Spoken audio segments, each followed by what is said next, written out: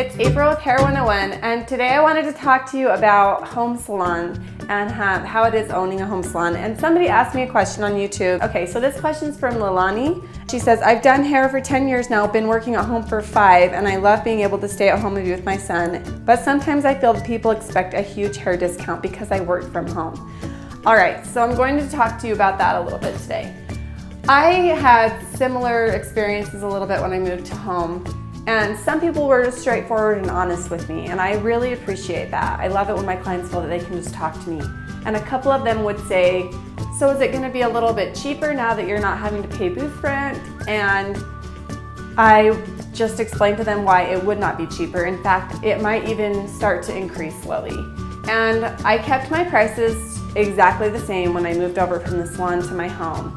And yes, I wasn't paying booth rent, but I had to explain to some of my clients that I had just spent $12,000 finishing the room in my basement and putting in all the furniture and then paying the plumber and the electrician and getting everything ready. It's like I paid a huge couple years worth of booth rent right up front. So explain to them that you put money and time into building your home salon and that you wanted it to be nice for them, and just explain that that's why it's the same price, and it will probably be going up every couple years or every couple months, because as you get busier, you do have to raise your prices a little bit just to keep up with the rising cost of color. Color tubes were 10 years ago, they were like 50 cents cheaper than they are now.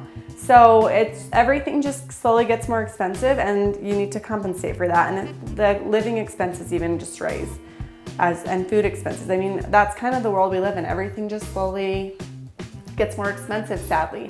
So, and also, like I said, when you are building a clientele and you're getting too busy and you can't, like if you're booked out a couple months in advance and you're not able to even keep up with the clients that are coming in, there's a couple things you can do. You can tell people that you're not accepting new clients, which I've had to do a few times.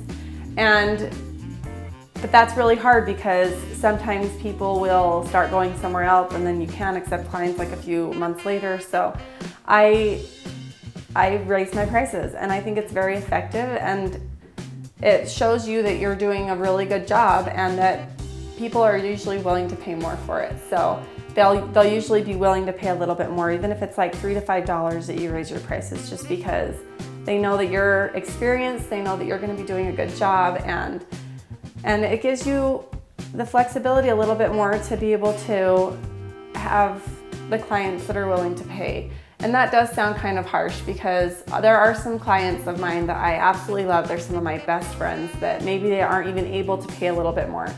And in that case, sometimes I'll admit it, I have just been like, well, we can keep you on the old prices, and I do that because they're my dear friends. You don't have to do that, but I just kind of follow my heart and decide if I can give that deal to them. And a lot of the time it's worth it because they've brought me so many clients and so many referrals.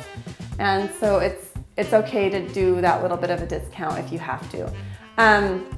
However, it is really hard to keep track of what you're charging if you're going to keep doing that. So I suggest to write it in your phone on the calendar what you charged that person last time, and then just continue to look at your notes when you have appointments booked and stuff.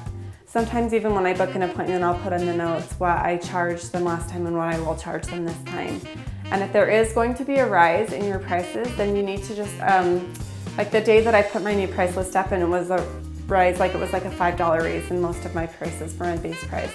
I would just, as I would take calls to make appointments, I would just let them know in advance before they got here that my prices have raised, they're this much now, and if that's okay with you, I can make the appointment, and if that's not okay with you, then that's fine if you go somewhere else.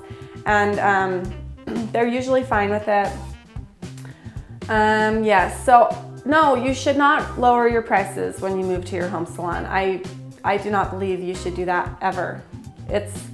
There's expenses and there's inconveniences, there's pros and cons to both, and if they don't want to pay for it, then they'll probably try someone else and most likely end up back in your chair the next time, because it takes a while to really get used to a stylist. There's a relationship that builds, and usually you've gotten to the point where they can sit down and you know all the little things in their hair. You know all the cowlicks and you know how it goes. And if they start all over with someone else, that's going to be another learning curve and process, which maybe that's what they're going to do. And if that happens, then move on and do not be upset, because you do not own your clients. So one of the other things with having a home salon is that you can explain to your clients if they're having that question. You can say, I can be a lot more flexible on my hours now. There's a lot of pros for them too. Instead of saying, well, I only can work in the salon on Tuesday, Wednesday, and Thursday because that's when I paid my booth rent, you can all of a sudden work any day of the week at any hour. So if they only had one day that they could do their hair and it was at like 9 o'clock at night, you could choose to do that for them if you wanted to. And even a lot of my clients I do hair for are in the neighborhood. So that's super convenient. They don't even have to drive to get their hair done. So that's saving them a little bit of money in gas and time. So there's really no reason to have cheaper prices if you're a home salon. They're paying for the service that you're giving them, and you're not giving them any worse service in your home salon as you would be in the salon that you were renting a chair out of or whatever. Also, it's really hard, because you have all of that flexibility, to stay to a reasonable amount of work. I found myself oftentimes working so much that I wasn't really doing anything else. Like I was booking appointments at 9 a.m. and then I'd have an hour or two break and I'd go upstairs and clean the house and do some laundry. When I only had 1 or 2 kids, it wasn't that bad. It was actually, that was one of the huge benefits of working at home, is that I could go upstairs and cook lunch and do a batch of laundry and then come back downstairs and do another haircut and then go on with the rest of my day and life. But then I found myself speckling or sprinkling all of these appointments throughout the entire day, and it can get overwhelming. So if that is where you find yourself, then you might need to pencil in on your calendar 1 or 2 days a week where you do not take any clients, and stick to it. Say Wednesdays and Sundays are the days I do not do any hair no matter what, and just make sure you stick to it. And if something came up to where you absolutely had to do hair on that day, make sure that you switch it for another day and find somehow to get a couple days off where you're gonna have some time to relax. Because if you overwork yourself, you will probably burn out, even if you absolutely love doing hair. So make sure you're taking time for yourself, and make sure you're not taking on too many projects and overbooking yourself, and also make sure that you're not undercutting yourself. Here's a little con of having a home salon. When I was in a salon doing booth rent, it was really nice because I didn't have to keep as large of a color stock, because, I still tried to, but there was a beauty supply store next door, so if you were out of a 5N, you could just walk the next door over and grab a 5N, and then you had an unlimited supply of color usually. And also, if you were in a big hurry, usually the person next to you had a 5N in their cupboard and they could just sell it to you. So that is something that I do miss from being in a salon. However, I have several neighbors that have home salons, and I found that we actually can call each other up anytime and ask to borrow or buy developers and colors, and we usually have whatever the person needs. So that's been really convenient. Oh, another thing with having a home salon is I have found it extremely helpful to have somebody that I trust, that I can refer my clients to if I absolutely can't do it for them. Being a mom of 4 and a wife, and I also do photography. We have a company that we do wedding photography and videography for. It's called Point Digital if you want to check it out. But we are very busy, and sometimes I just can't do the hair. If they have a special event coming up and they want it done on this day, and I have a wedding on that day and I just can't do it, then I need to have somewhere to tell them that I trust, that I know does hair similar to me, that I can send them and feel confident that their hair is not going to turn out not right or something that I'm gonna have to fix later. So make sure that you find somebody that you can network with and that you guys can refer each other clients. And I have my friend Debbie that does my hair. I like how she does my hair, and I've seen how she does her clients' hair, and I trust her, and I feel like we have similar styles. So I refer my clients back and forth from her, and she does the same for me. Oh, family and friends. I need to talk about family and friends. So after you've been doing hair for so long, everybody is your family or your friend. Let me just tell you. After I've done hair, even for someone like the first time, I get to know them. You get to know their life story. They're sitting in your chair for like a couple hours, and usually we end up talking the whole time. By the end of that, we're friends. So if you gave a discount to all of your family and friends, you would be giving a discount to everyone. So don't do it.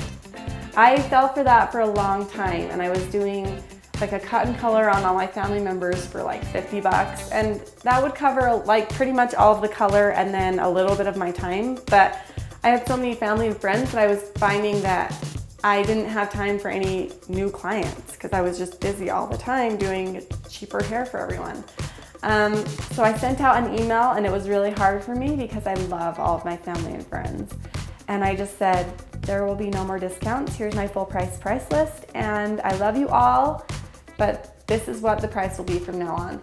And most of them still come. Some of them were able to, and that's fine. Or what I've done with the people that really wanted to still come, that I, like really good family members or something, that they had skills that I would use too. My sister would babysit, and she would babysit for us when we had weddings. So we worked out a trade, which has been really, really awesome for us.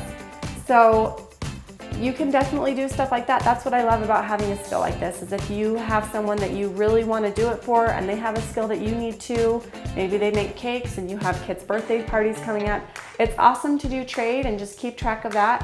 When I do trade, I do full price dollar for dollar. So if they want to do trade with me, I would say, whatever you charge full price, don't give me a family discount, just whatever you charge someone else full price, that's what I will pay you in trade. And then the same, when you come and get your hair done, you'll be paying my full price to minus out the trade.